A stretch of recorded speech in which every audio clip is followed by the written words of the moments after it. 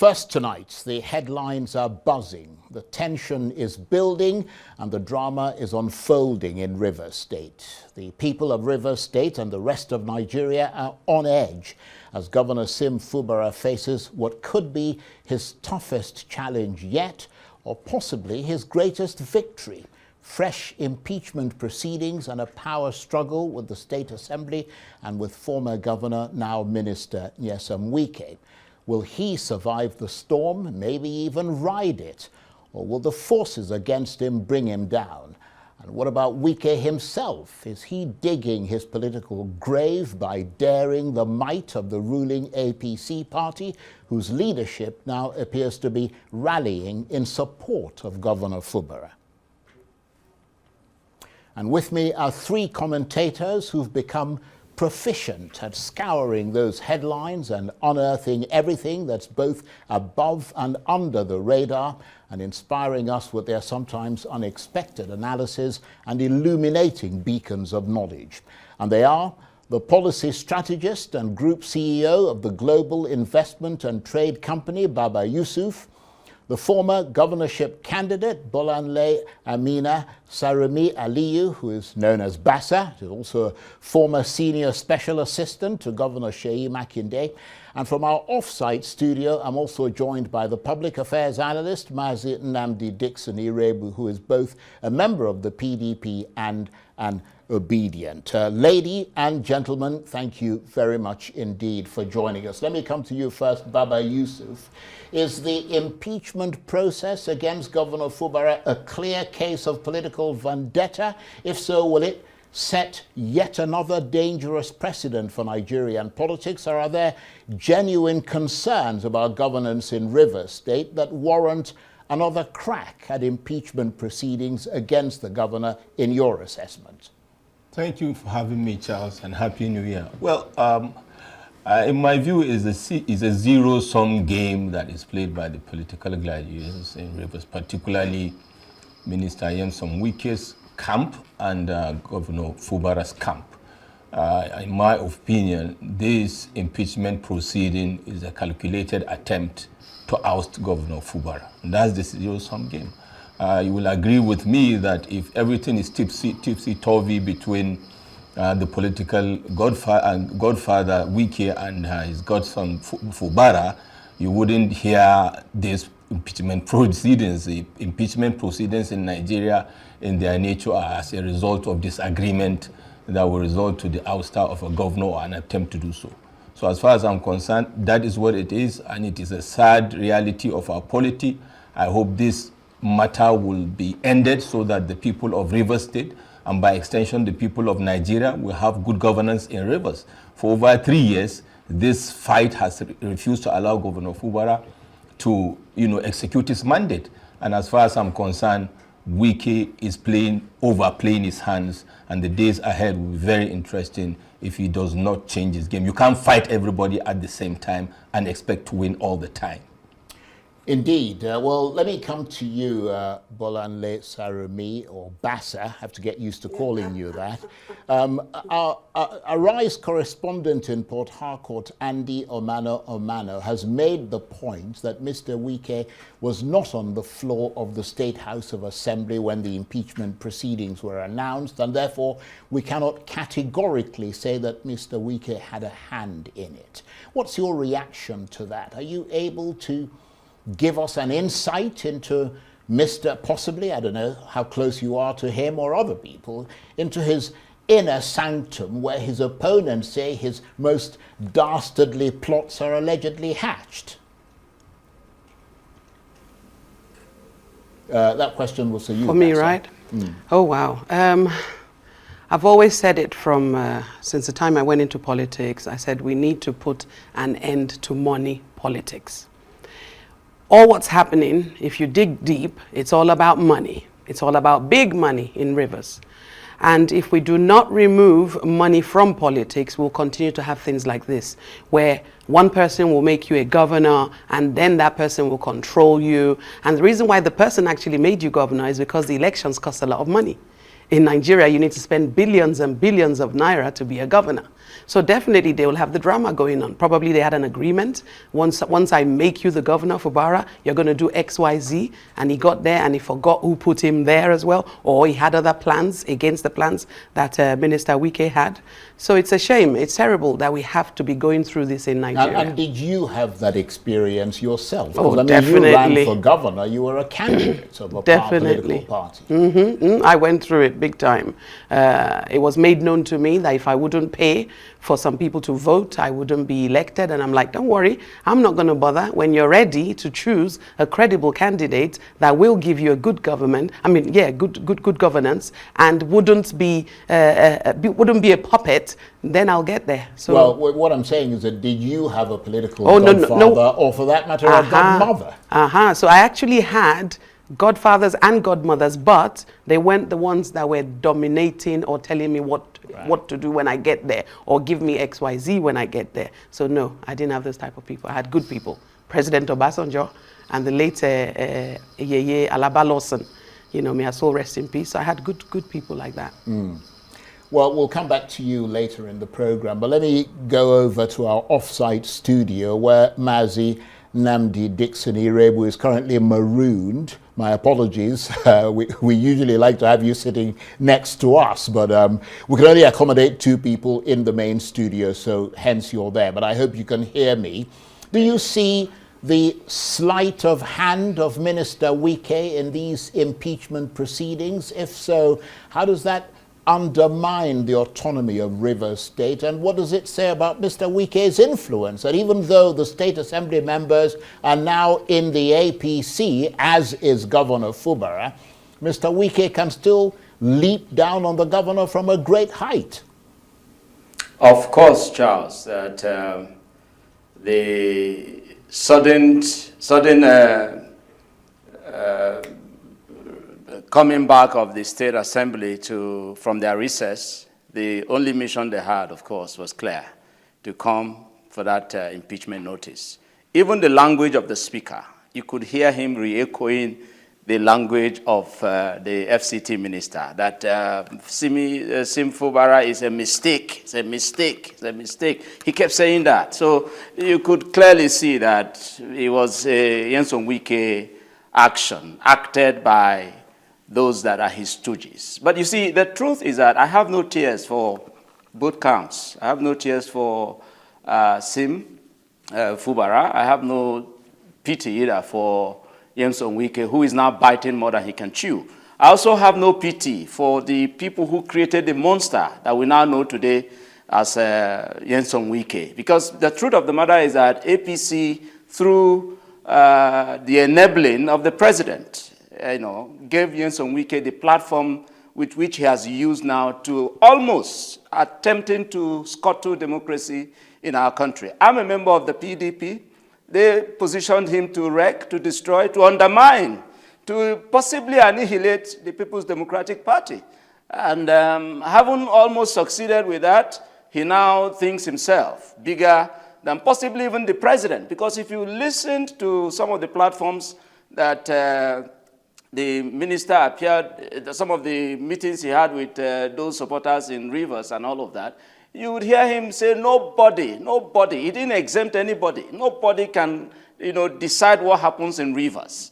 Nyesom Wike has become larger than life, more like, as created by the Tinubu administration. And we hope that their Rofo fight continues, and so that the people of Nigeria can now take back their country through the right platforms, such as the People's Democratic Party platform and all of that, which the president has done everything possible to destroy and all that, and give us a one-party state. And it won't work. The truth is that what they have created is now about to eat all of them up. I hope the president will have the boldness, possibly, because I don't know what agreement they had. I hope he will have the boldness to now sack Nyesom Wike and make him realize that there's only one president, commander-in-chief. Okay, well, let me just say, Mazi Dickson, if you could keep your answers reasonably short, that would help, because we have a lot of things to get to. But also, please do not call people monsters because No, we don't, no, hold on a second. We don't have, I mean, we don't want to go that far, okay? You can certainly be critical of people, but let's not call people names. Now, let me come back to you, Baba Yusuf. Can Governor Fubara survive this impeachment attempt if he tries to fight it with the might of the ruling APC behind him? Or is the only way out of this latest political quagmire for him to make whatever concessions he needs to make to stay in power? Like I said earlier, it's a zero-sum game, Charles, and the daggers are drawn out. There is no going back. The initial attempts have not worked out. Now they have bared their teeth and they are at each other's jugular. Interestingly, the dynamics have changed from since when the declaration of the state of emergency was done, which was in favor of Minister Wike.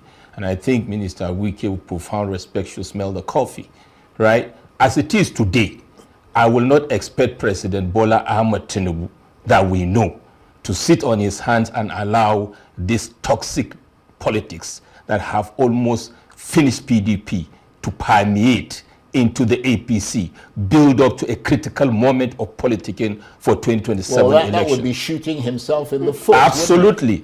And you can see the telltale sign from the garrison commanders in APC, the national chairman of APC, the national secretary of APC, indeed, and rightly so at the national level, have taken position. And Nyesom Wike have called their bluff. So as it is, it's a zero-sum game. I would expect there will be a lot of back office conversations going on. But the nature and the persona of Nyesom Wike is someone that has blocked his ears and already decided whatever happens, he is going to be on top. And like I said, until that happens for a Nyesom Wike, he is not going to change his position. Build up to 2027 election, we are already on countdown.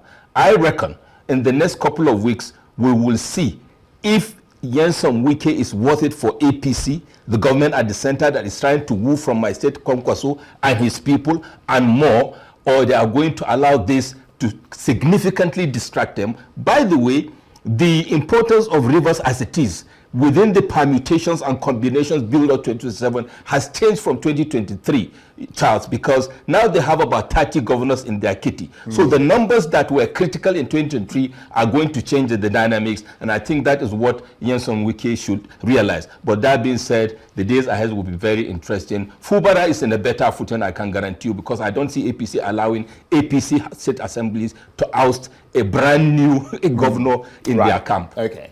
Well, I wonder what you think, Bassa, whether you think that Governor Fubara is in a much stronger position now, or what you think the best way is to restore peace in Rivers State, in your assessment, or perhaps they should. I mean, I don't know what your thoughts are on that, or they should just ignore whoever it is that's muddying the waters and just get on with things. I mean, given that the governor is now in the ruling APC party. As a political strategist for my party, it is fantastic they continue to fight. And of course, you are in the ADC. I am in the ADC. Now, for all intents and purposes, considered, with all due respect to Mazi Iroegbu, almost considered the main opposition party in Nigeria now. So if they can continue the fight, as long as it's not affecting the people of Rivers State, it will be good for our candidate in the ADC to step up his or her game in Rivers State and ensure that we can take over in 2027. Of course, he's aligned himself with the ruling party, so definitely he stands a good chance to win, this battle this time around.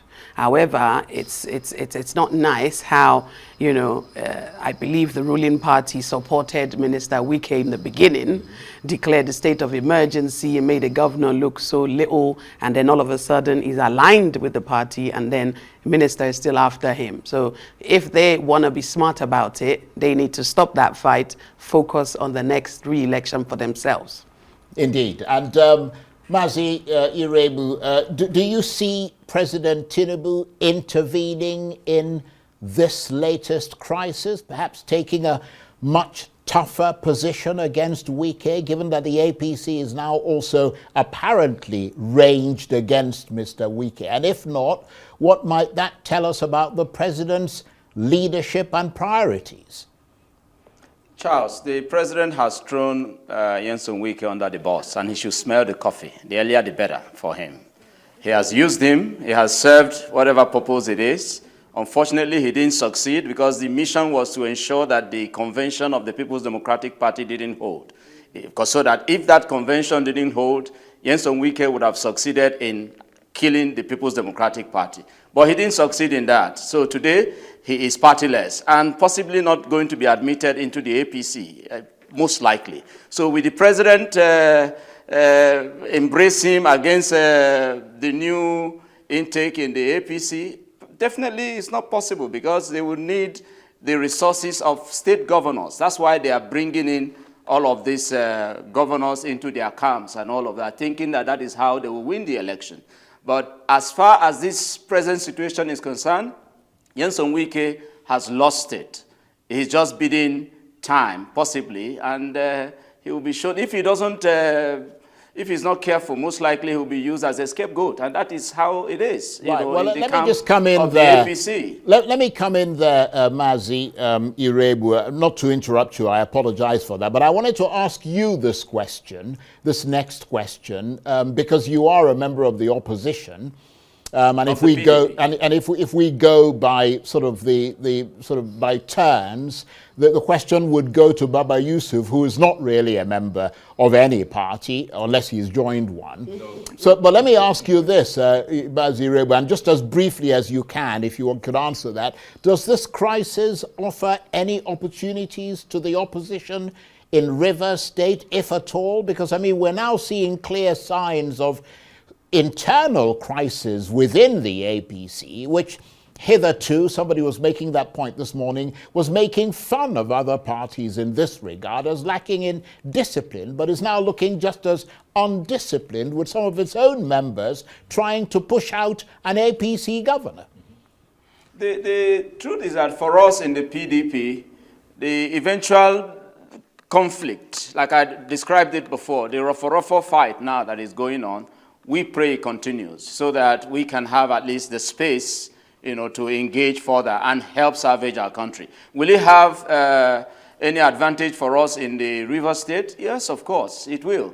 Because eventually, by the time it settles down, possibly Yusuf Wike will start looking for other ways of ensuring that he's not finally, taken out politically. So he will realign and all that, and possibly find a way to support people who will come from the PDP that gave him what he is today. He cannot, even the minister he is today is not because it is Yusuf Wike, it's because he was governor under the PDP and used our platform to negotiate the position that he is in today. So I am very certain that indeed it will favor the opposition party, particularly the PDP, by the time all of this is settled. May this fight continue. That's our prayer.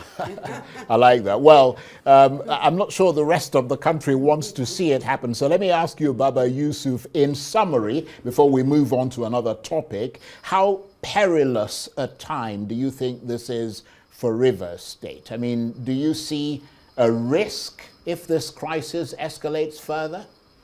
To be honest with you, I want to see the action of Mr. President going forward, and I think his next steps will demonstrate to the people of Rivers State if he really loves the people. That state has been in crisis from the get-go when Governor Fubara came into play. It is time for people of Rivers to be given the remnant of the time, for this administration, for them to enjoy some form of good governance. And I believe, even if not for the sake of the people of Rivers, President Bola Ahmed Tinubu would like to save face and demonstrate that he is for the people of the Federal Republic of Nigeria, because indeed he needs those votes in Rivers, whether they are coming from Fubara or Wike. This time around, he's bestriding the two, and he needs to seize the moment and take that decision. And thank you very much indeed for that and for keeping it brief. Now let's stay close to home, because the ADC opposition coalition, now arguably Nigeria's main opposition party in the wake of the fracture within the PDP and Labour, is attempting to put its house in order. The party is reviewing its constitution, but can this internal makeover be the game changer they need? Meanwhile, the former Vice President Atiku Abubakar, who is now a presidential aspirant under the banner of the ADC, sent a clear message this week. He's not stepping aside for anyone. So with the stakes high and the competition fierce, and with the nettlesome issue of zoning hovering in the background, is this the start of a thrilling or a punishing battle for the ADC's 2027 ticket? Well, let me come to you, Bassa, because you are a member of the ADC. Is the ADC's constitution review, I mean, we're going to come to Atiku in a minute, but is the ADC's constitution review a genuine attempt to reform the party, or a power play to position insiders for the 2027 elections? Because, I mean, there are concerns that new people coming into the party may not feel a sense of inclusion, and that there may be obstacles in the way of getting many people to join the party. So the constitution review will definitely help. ADC needs to ensure they fulfill their promise of about, I believe it's 30% to women slots for us to come into, you know, the party and contest. Same with youths, I believe 30% allocated as well for youth slots. If they can do that, then definitely it's going to be a win-win. However, if they don't do that, then it's going to backfire, because I'm a woman in the race. I joined the ADC because I see them as a party that would give us the opportunity to contest, and we are going to contest. We will go into a primaries. I don't believe in asking anyone to step down their ambition for another person. No sentiments involved. Everybody come into the race. Right, okay. Let me go to our offsite studio and to you, Mazi Dickson Iroegbu. You are not a member of the ADC, you're still in the PDP. However, you are an Obidient, and your man, let me put it that way, is a member of the ADC now. How will this constitution review impact the party's internal dynamics from where you're sitting, viewed against the backdrop of things like zoning? Is it likely to lead to a more inclusive or exclusive process? And if you can't directly, obviously, comment about what's going on in the party, you can certainly give us your view about what you'd like to see happen in that regard.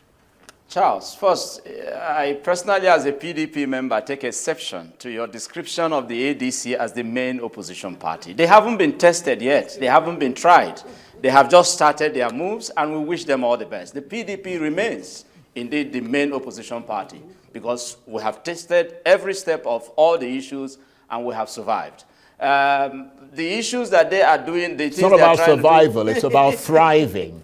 Yeah, thriving is at the look. If we haven't come for election surviving, yet, it's about thriving. But go on. I didn't mean to interrupt you. Charles, there was an offside election the other time, and what did the ADC get? Nothing to show for it. So please, by all means, yeah, the noise is good, but you see, what befell PDP in 2022-2023 most likely will befall the ADC because of the ambition of Atiku Abubakar.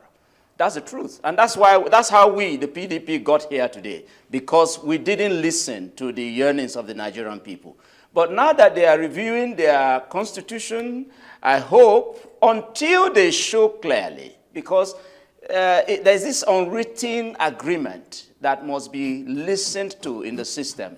Power must be retained in southern Nigeria up to 2031. And if ADC misses it, then I'm sorry for them. Why I am an Obidient member, I have wondered what possibly our leader, what deal he probably has, gotten from the main, as far as I'm concerned, the main person who's being positioned for the ADC ticket right now is Atiku Abubakar. I hope there is a deal. If there's no deal, then there's a waste of time from our leader, there's Mr. Peter Obi. Okay. So I hope the ADC does the right thing. Should they give Peter Obi the ticket, then they have started coalition. Then we would have now come together to oust the ruling political party, the APC. Now, let me come to you, Baba Yusuf, and let's stay with the ADC and turn to, well, one of the big figures in the party who's just been talked about, who's a presidential aspirant, and that is, of course, Atiku Abubakar. He made a statement recently against the backdrop of calls for the ADC to zone the ticket to the south, because it is the turn of the south, according to convention. In that regard, is Atiku's statement that he won't step aside a sign of confidence or arrogance or disregard for convention? Well, I can say it's all of the above, and it's typical of Nigerian politicians. I would like to share some strategic perspective for the ADC, and I agree with Basa that currently the ADC seem to be the party that will be the party to beat if they put their house in order. Let's go back and look at the timelines, because now we are in January, we are counting down to December. If you go back to 2023, 2024, Charles, when ADC, was APC, sorry, All Progressive Congress was formed during the merger. By March 2013, when they have agreed to merge, the legacy parties have agreed to merge, they had come out with a statement to clearly say the presidency was zoned to North. 2 clear years ahead of the election. Very critical. Secondly, by November 2013, they had in their kitty a total of 16 incumbent governors, including the PDP governors that joined the legacy party governors like the Oshomoles of this world and others, and had over 170 legislators sitting in the chambers red and green of the National Assembly. By the time they got into 2014, Charles, their narration, their messaging, their strategy was clear, and they had already started swaying people. Currently, we are in January, we are still speaking about what is the zoning for the ADC, and the dramatic personnel are all with this mentality of me, me, me. What will happen to ADC is in their hands. How they play in the next 3 to 4 weeks to come out with a position to show clearly to Nigerians, first of all, they have a clarity of purpose. Secondly, they have aligned visions, alignment of visions and objectives for Nigerians, and then to the messaging. By June, if they are still doing this, you will see court cases, and then the beloved ADC that we are looking out for may go the way the PDP is dancing around, and we don't know. Because what will happen now is, are we going to have a competitive election, build up to 2027? That is my worry as a Nigerian. I hope they will take note of this and deal with these issues. Well, we've certainly taken note of it, because, I think you've put it very articulately and very clearly. And let me come to you, Basa. I wonder whether you care to respond to the points that Baba Yusuf raised there. And in addition, is Mr. Atiku's stance on not stepping aside a recipe for division within the party, especially if it does not align with the party's zoning interests and would seem to some to be prioritizing personal ambition over collective goals? Might it perhaps turn off people who may want to join the party ahead of 2027? So there are some things that work against us removing the ruling party if we don't get it right now. Last elections, I went all over media. I kept telling people we need to join hands together so we can be stronger to remove the APC, as in to win the election, basically. I told the Obedience, I said, look, you're not enough.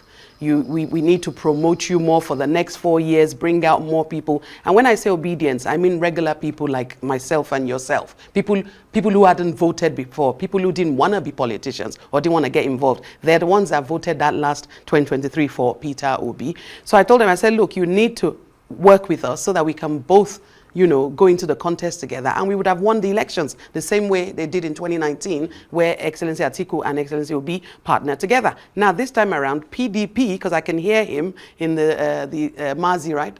Yeah, saying that PDP is also a strong party and they're surviving. PDP needs to realize that they are dead, they are gone, finished. So, because if you start that now, because if they do that, I really don't want to have if they do that, wanting to respond to then we're going to have 3 parties going into a race again. 3 parties, no, you won't. When we come back. We can't have the 3 of us going into a race. It has to be 2 of us. It has to be the APC and the ADC. PDP is gone. Okay, well, let's we will have to give you a right of reply when we come back. No, I replied him. Time. Plenty more still ahead as we continue our assessment of the week that was. Stay with us. Welcome back to Arise Prime Time, where we offer perspectives on the news and talking points of the day. I'm Charles Aniegolu. And all this talk about party politics brings me to the question of the electoral bill and whether it is stuck in limbo as time ticks down towards 2027.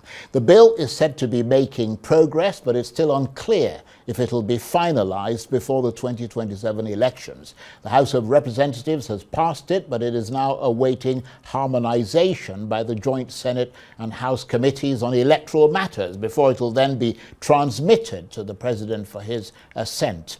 And there are concerns about the pace of the legislative process and the need for bipartisan consensus. The European Union has urged Nigeria to accelerate electoral reforms, warning that delays could undermine democratic progress. And still with me in the studio are three commentators, and they are the policy strategist and group CEO of the global investment and trade company, Baba Yusuf, the former governorship candidate, Bolanle Amina Sarami Aliyu, or Bassa, who's also a former senior special assistant to Governor Seyi Makinde, and I might add, who's got aspirations to run again in 2027. And from our off-site studio, the public affairs analyst, Mazi Nnamdi Dickson Iroegbu, who is both a member of the PDP and an Obidient. Lady and gentlemen, thank you very much indeed for staying with us. And Mazi Dickson, I'm going to have to exercise my prerogative as the anchor and moderator of this program and say we've got to gallop ahead because I'm confidently told by the other analysts that the Bassa's response was to you. So you've already had your say, so there's no need for a right of reply. So let's gallop ahead, because we understand that the Senate is keen to make this electoral bill a top priority, which is good, because we've seen this before, haven't we? In 2018, then President Muhammadu Buhari withheld assent to the electoral amendment bill, citing the closeness to the 2019 elections. That delay led to confusion, a lack of clarity, and INEC was left to organize a major election under outdated legal provisions. And of course, court cases multiplied, all because the president refused to sign the new law. So you can see why people are getting nervous again as 2027 draws near, can't you? While the electoral bill remains in limbo. Charles, it is the template that the APC has adopted. I don't see the president assenting to anything that will be brought to him about electoral reforms. I don't see it. What I expect is that INEC, as we have a new chair, a new leadership in INEC, I expect to see that what we already have can be built on, can be, you can leverage on it and conduct a very credible election if they so want to. We don't necessarily, if you ask me, have to wait for someone who history has it in 2023 that he taught his people to grab it and run with it. So if you're expecting the president to assent to any reform that will, that will possibly deny him an opportunity of grabbing it and running with it, then we are not serious. We don't know who this president is. Right. So for me, I think the opposition needs to unite. And that is why I said that the ADC needs to get its act together and ensure that they listen to what the yearnings of the Nigerian people is. We want a situation where we even allow that understanding that give and take should be allowed in politics. It is the turn of southern Nigeria. And if ADC doesn't get that, then I'm sorry, they're already dead before even arriving. Right, okay. Both of you throwing sort of It's not the turn throwing of the missiles at each other. But let me come to you, Baba Yusuf. This bill aims to strengthen Nigeria's electoral architecture by introducing reforms such as electronic transmission of results, tougher sanctions for electoral offences, and a new approach to overvoting, all in an attempt to strengthen INEC's hand in organising a free, transparent and credible election in 2027. So it is quintessentially important, isn't it? Absolutely, Charles. I can't agree with you more. I think this electoral reform will take place. I'm a proponent of some crucial provisions in this new bill. one of which that is there to me is the affirmative action with regards to gender balance. Indeed. And I think that we have the momentum on that. And to that extent, I expect from what we have seen, including the body language of Mr. President, that this reform bill will be passed expeditiously. Don't forget, we have a culture in this country of always waiting until the wee hours before we act. But I reckon this will be given expeditious action because the majority in the parliament are of the APC. There are some provisions that they believe will favor them, just like they believe it will do in 2023, and most of them ended up not coming back. But that being said, I think on a serious note, it will be passed expeditiously. I call on all that are concerned, especially the Red Chamber of the Parliament, to act so that we can have this behind us. It will also form part of the strategic planning for the political parties, Charles, with regards to the emergence of aspirants at top line and subnationals. Indeed, and let me come to you, Bassa. But of course, the bill is just a piece of paper, isn't it? I mean, even though it is law, but it is the conduct and the actions of the politicians. I mean, you are a politician, the security agencies and INEC itself that will ensure that electoral law goes from paper to practice, isn't it? Yep. So I am a grassrooted politician. So to Nigerians watching, we're not going to wait for the bill to be passed. We're going to make sure we hold our places, local government by local government, ward by ward, and polling unit by polling unit. We're not going to let what happened to us in 2023 happen to us again. No stranger is going to come into your local government and carry your ballot boxes and run away with it, except you sold that area to them. So it's up to us, Nigerians watching, ensure you are vigilant. Where you see any corrupt, whoever, COPA or INEC staff being corrupt, they're not transmitting the votes, you know what to do so we can put in the right people for a better Nigeria, because there's no place like home. Indeed, and let's move on because, let's paddle across the Atlantic to Washington and Donald Trump's latest explosive remarks about Nigeria. The US president has put Abuja on notice once again, warning that America could launch more military strikes if attacks on Christians persist. This comes after a US military strike on Christmas Day targeted Islamic State militants in northwest Nigeria, which Mr. Trump framed as a response to the group's brutal targeting of Christians. Not surprisingly, Mr. Trump's latest comments made in an interview with the New York Times have sparked wide debate and discussion in Nigeria and beyond. And I think this question goes to you, Mazi Iroegbu, in the offsite studio. So Trump speaks again about Nigeria, and in his words, quote, "I'd love to make it a one-time strike, but if they continue to kill Christians, it'll be a many-time strike," unquote. What's your reaction to that?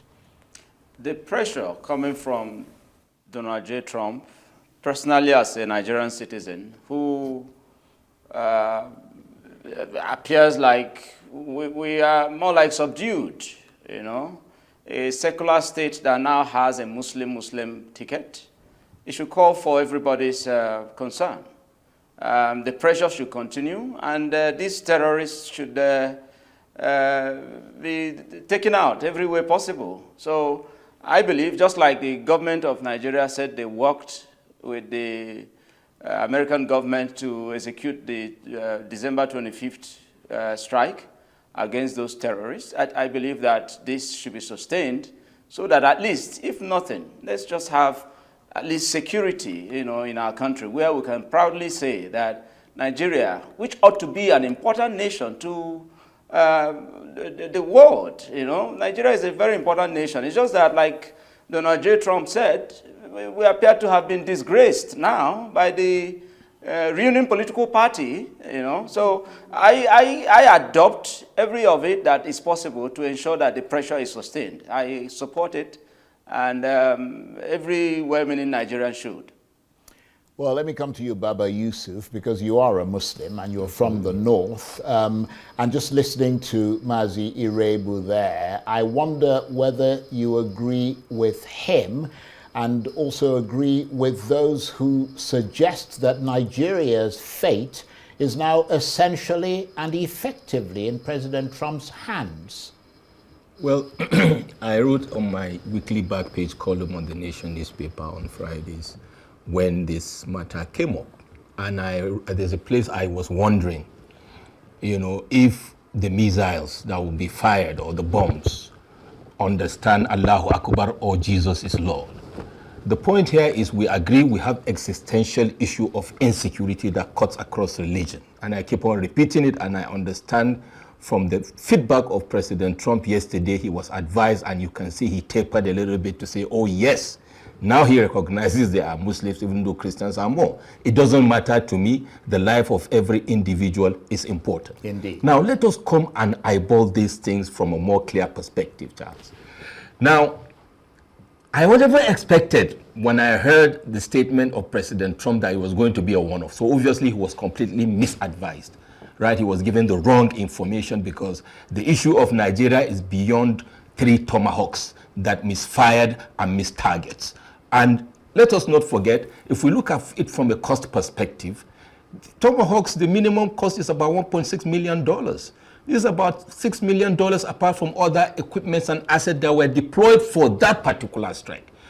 Now, if we expect, which I will not say no to, so long as militants, bandits, terrorists will be killed, so long as innocent Muslims or innocent Nigerians, innocent Christians will not be killed. I am all for that intervention because indeed, like I said in that piece, it is bad governance and failure of leadership in Africa that allows imperialism to continue, encouraging our country. However, while we are promoting that, we should recognize that there are some critical non-kinetic issues that Donald Trump will not address for us.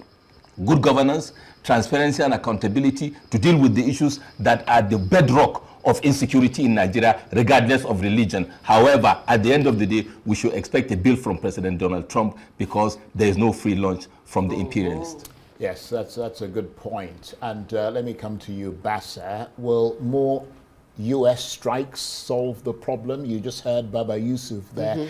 Because critics and people like him argue that military action won't address the root causes of violence in Nigeria, such as poverty and political instability. The strikes are not going to help us. Donald Trump is no saint. There's a mission behind this. Because Baba is not a politician, he doesn't know what's behind it. They are trying to destabilize the North. They're trying to distract them with the strikes so that when it's time for elections, the Northerners will not come out to vote. And they are the ones that vote the most. So Donald Trump, we do not need your help. We have enough gallant officers in Nigeria that can actually solve this problem. However, it's all in the hands of the chiefs and stuff, to really do what they need to do. Because let me tell you, a foreigner is coming into your country to come and solve your problems. They are going to leave with juicy stuff, like you said. So it's deliberate, and it's close to election time. They want to destabilize the North so that the Northerners can't vote.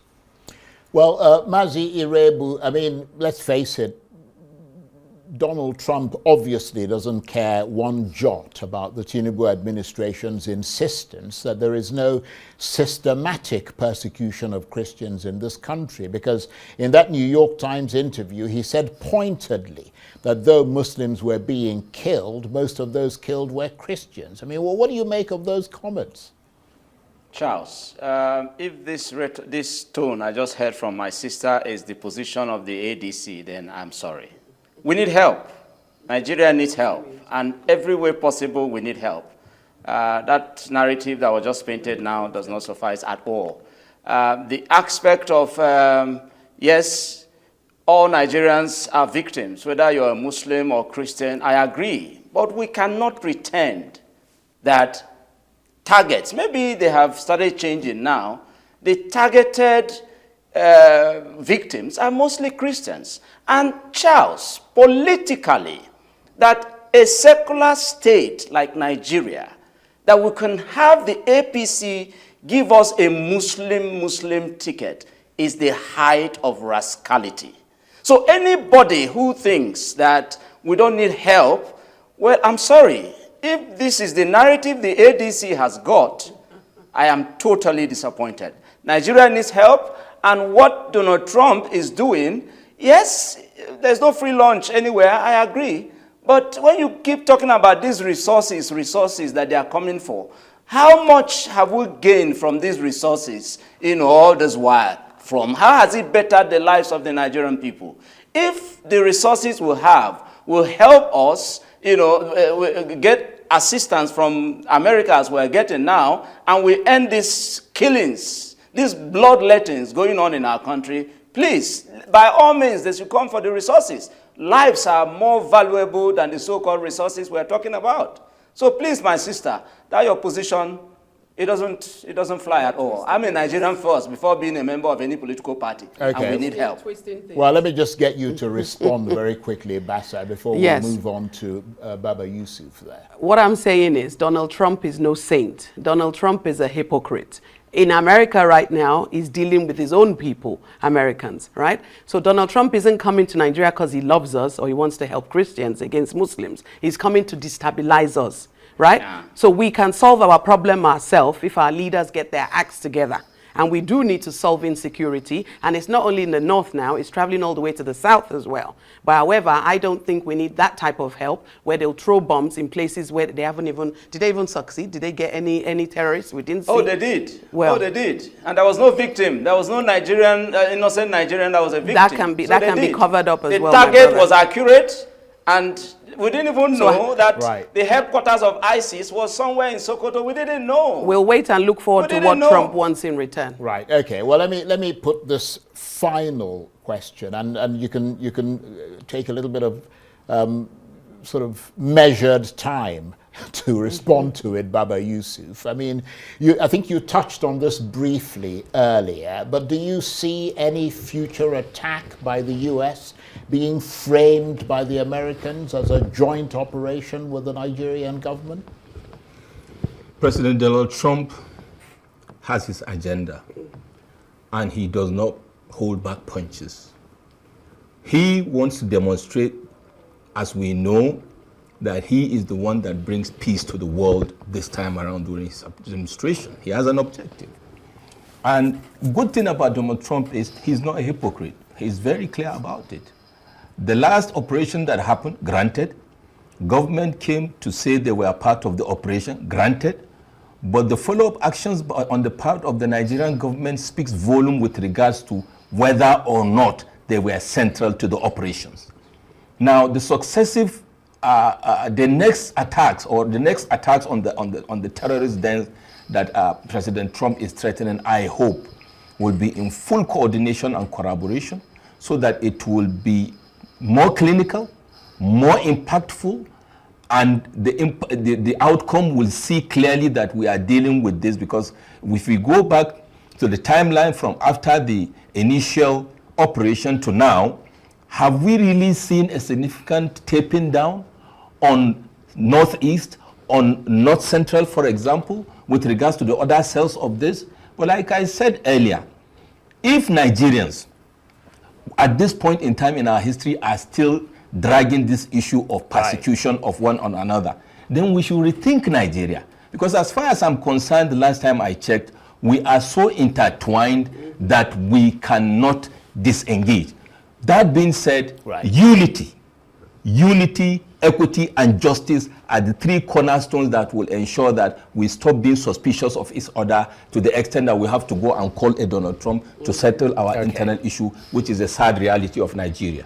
And on that note, I want to thank all three of you exceedingly for your very robust and very interesting contributions.